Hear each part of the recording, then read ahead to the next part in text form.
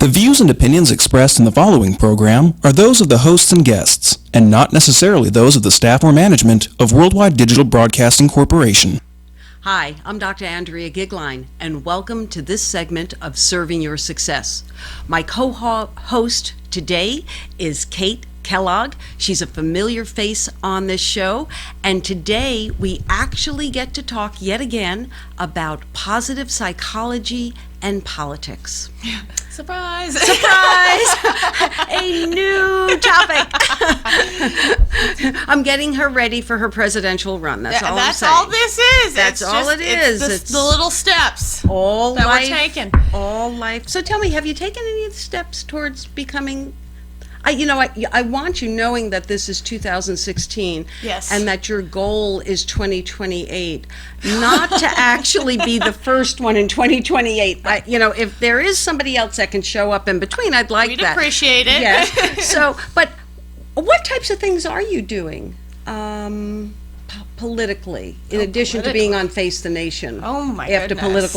presidential debates. Well, I think just like at home, what I'm doing is just looking at where we're at right now politically and deciding like what policy is going to be implemented in the next 4 years by our president-elect Donald Trump and his administration. So, I mean, honestly, it's hard for me to kind of be like, well, I'm taking these steps because I feel like politics changes with each administration, and how I would prepare myself for the potential 2028 election looks different with each, passing president. Yep. But I mean, honestly, I think for me, it's just staying aware, with the current events that are going on in this country, like what's happening, in domestic politics and in foreign policy, like what's going on in the world, and to just watch it closely and see, if potentially at a Nevada level, like how I could maybe get involved. I don't really know what that looks like just yet. But I'm sure you will. Well, one of the ways it looks is that when we were deciding to do this show, it was Kaitlin who then found the article, and this is a really cool site. There's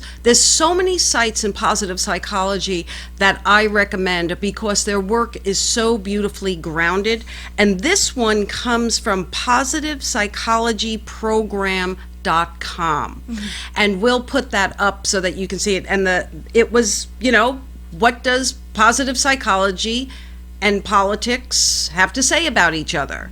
So how would you like to talk about that article? Well, I think it'd be this is where you and I basically, like, our powers, like, merge together. So, essentially what this article goes on to talk about is the field of positive psychology and the influence it might have in policy, and what that policy means to both, the Democratic and the Republican Party. And obviously each one is going to have opinions on how it should be handled and funded and, distributed amongst the American people, if it could even be an option. And what the article goes on to say, which is what anyone in the field already knows, positive psychology is about elevating the well-being of human beings.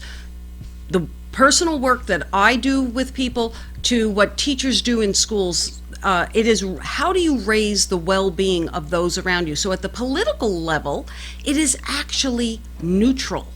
What it does is it sits above all politics and asks the question, are the actions that you're taking going to raise the well-being of those you are governing?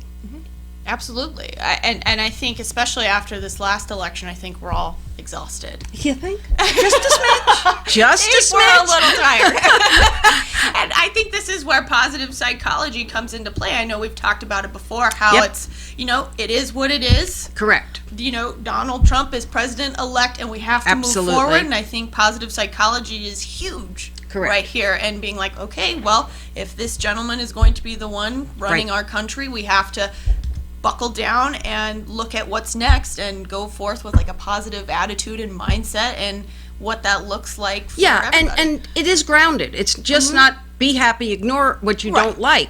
It is grounded in something that Dr. Marty Seligman, the founder of the field, came up with in his book Flourish, and it's called PERMA. And that's an acronym, and I will tell you what it's for. But over the course of the last few years since this book was written, he came up with PERMA 51.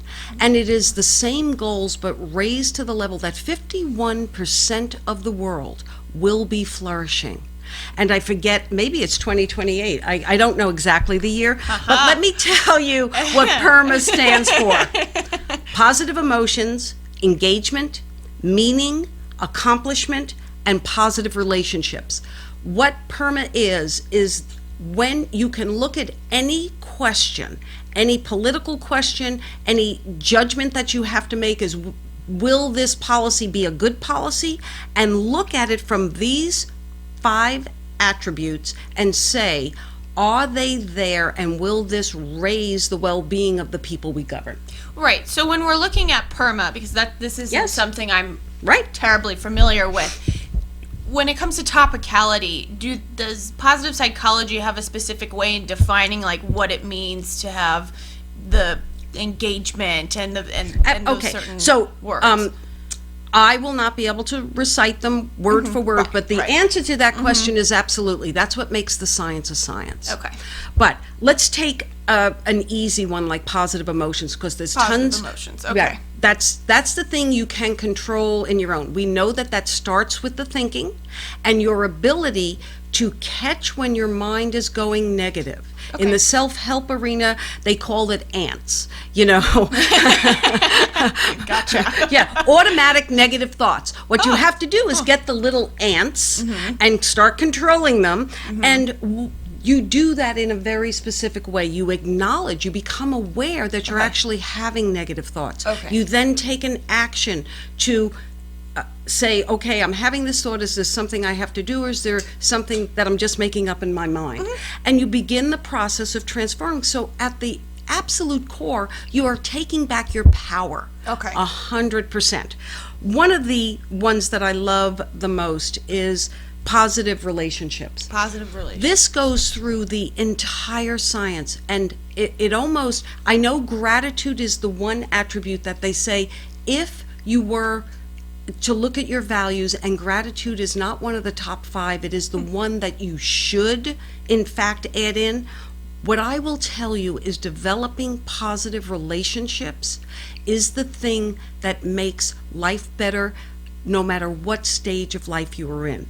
So when you think about the politics of policy, how, your specialty, debate. Right, absolutely. Okay? Just imagine if going forward, because we cannot go back. No.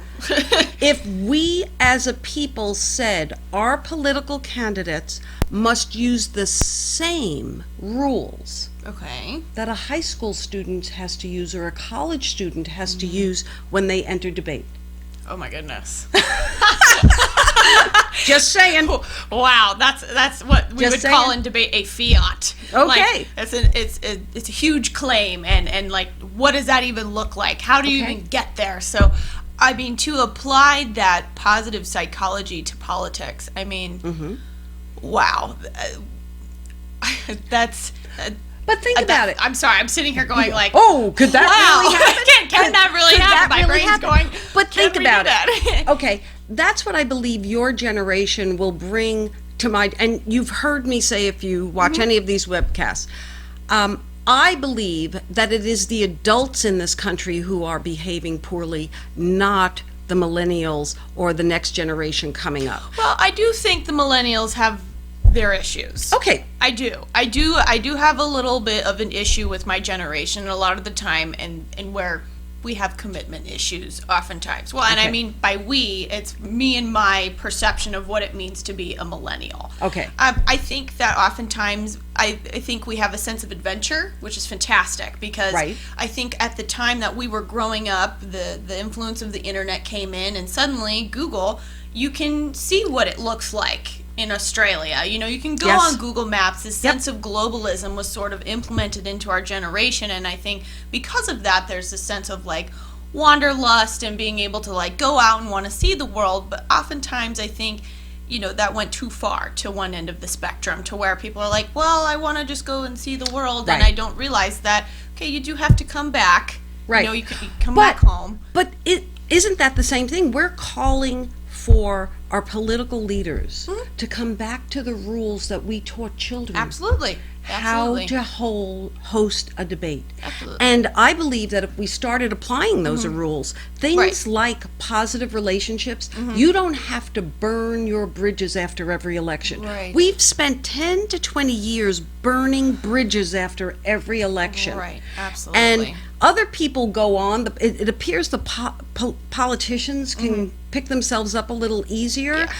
I feel that the population doesn't move on nearly as quickly as the politicians do. Absolutely. So holding them accountable Absolutely. for that standard. I think so. I think it also kind of goes back. We've kind of entered into this period of angry rhetoric, and I think that it kind of goes back to the Clinton administration, President Bill Clinton, with the whole Monica Lewinsky scandal. It kind of I still hold them responsible for that. Absolutely, as you should be. Why couldn't you just say you did it and let's move on? I have a country to run. Yeah, we've got things to do. We've got things to do. You cheating is not news. No, and it's the nature and unfortunately in the beast of politics and what can happen in that arena. But I think that rhetoric kind of took root there, and it's kind of just been capitalized upon election after election. And I think right now, especially after this last election, we're just all going, okay, this has been going on for way too long. We do have to go back to our roots. Like, how do we get there? And I think in debate, when they teach you, like, first thing is the information that is in front of you that you are going to go into this round and discuss does not have to be your opinion. And what they mean by that is, like, okay, go in there to the best of your ability, understand an argument, and to how somebody or a certain political party could want to advocate for this, and go in there with the respect for yourself and the person that you're engaging with. There you go. Positive relationships require respect. Absolutely. It's not a leap. It's not something we're making up. You know, there's been these great conversations about what is a fact, and what came to my mind is if I was to say to you, I had dinner last night with an alien. Okay, well, let's start with alien. What do you mean so by alien? So what a fact is that right now I have been recorded as saying I had dinner last night with an alien. Is it a fact that I had dinner with an alien? No, let's hope not. The fact that I said it is a fact. The fact that it actually happened, maybe not. It's not that hard to discern those types of things.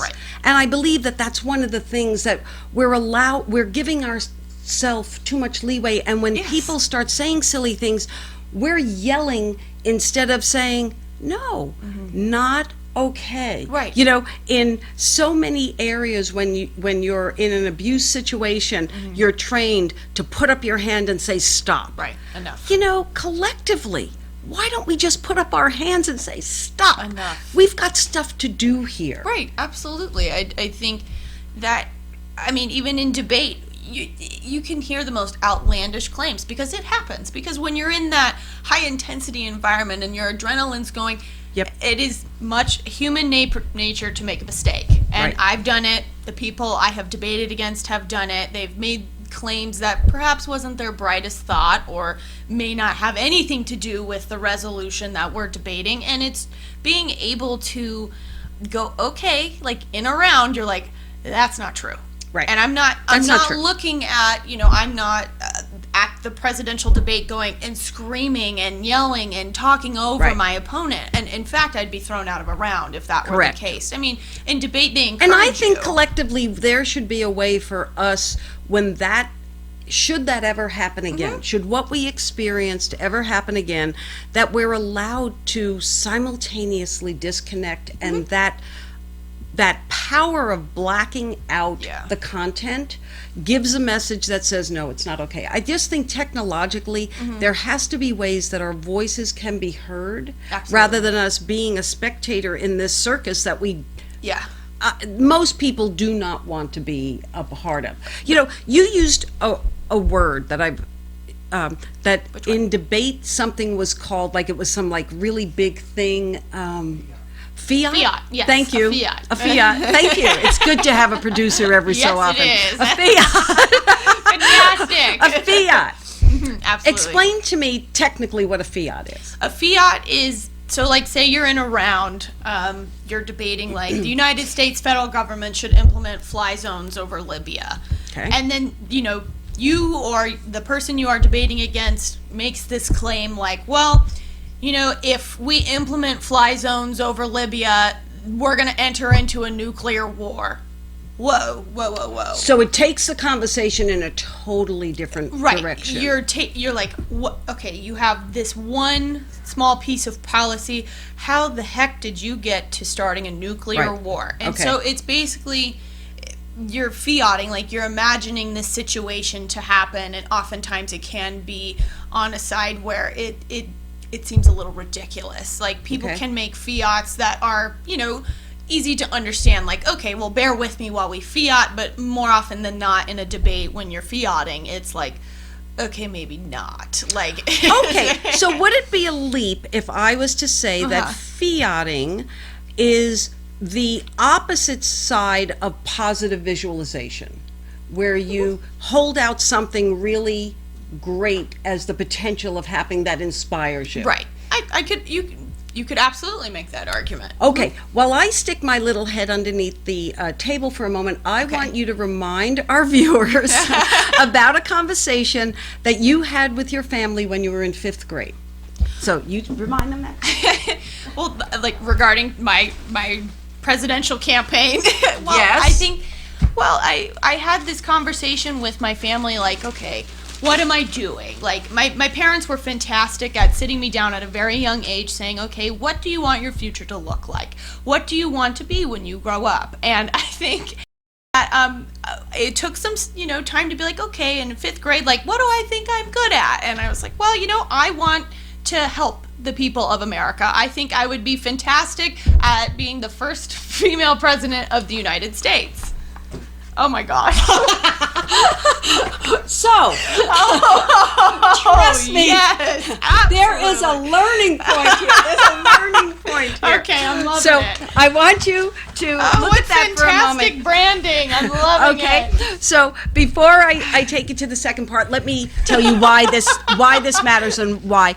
I want to get you thinking about positive visualization.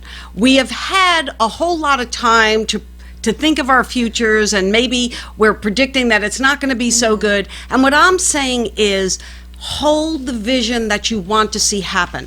And in positive psychology, and once again, there is a wonderful book by Carolyn Adams Miller. She went through the MAP program that Marty Seligman created, and her book is Creating Your Best Life. I highly recommend it.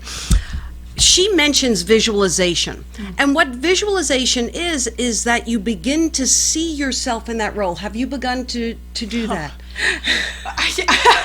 I mean, certainly right now I am. But Okay. with this beautiful branding in front of me. And this is the exact reason why I did it. Because when you set a goal for yourself that seems so out of reach, you have to begin to take small steps to visualize it. So you make a few posters. If you're someone who wants to write a book, you make a mock cover on a book. If you're someone who wants to have a certain job title, you make up business cards on your computer with that name on it. You set the vision. What does it look like when I have accepted that image of this is who I am?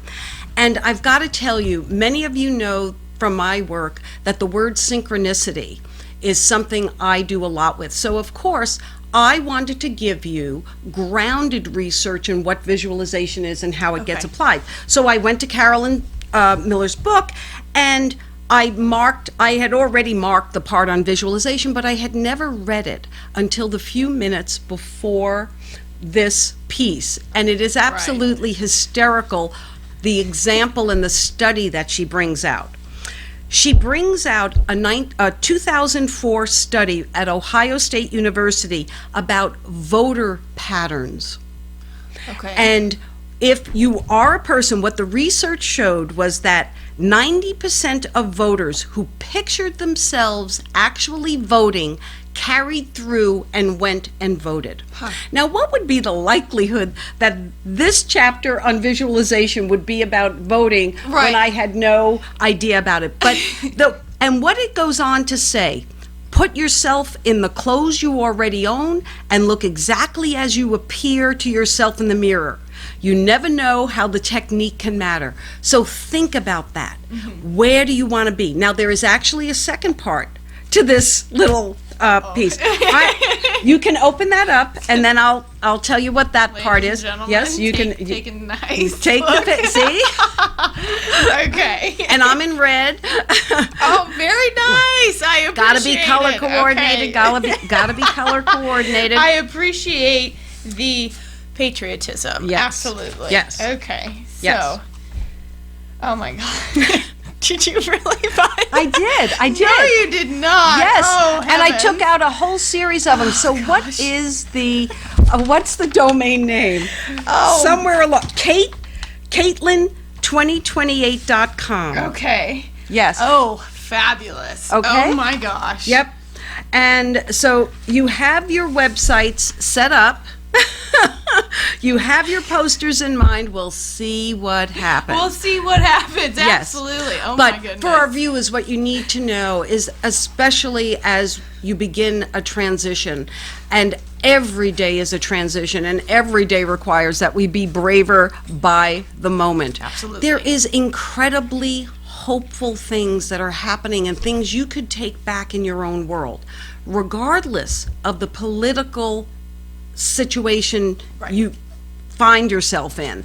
Know that there are many people holding the goal that 51% of the world will be flourishing. Absolutely. And that there are specific things you can do to get there. To get there. And then on the individual level, you can begin to set and see yourself, set those goals and affirm where you want to go, which is the next really cool thing. Okay. So I had one more book that for today, I know I'm not supposed to hold those books up because they glare.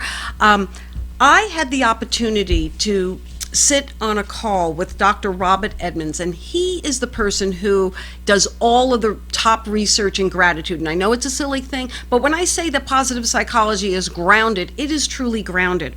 And he, for the first time, stepped away from writing an academic book and actually wrote just a very small book that consolidates his research but with specific activities. Okay.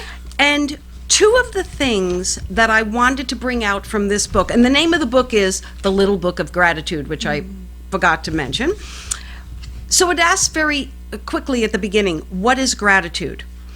Grateful living is possible only when we realize that other people and agents do things for us that we cannot do for ourselves. Okay. In gratitude, we recognize that the source of goodness is outside of ourselves.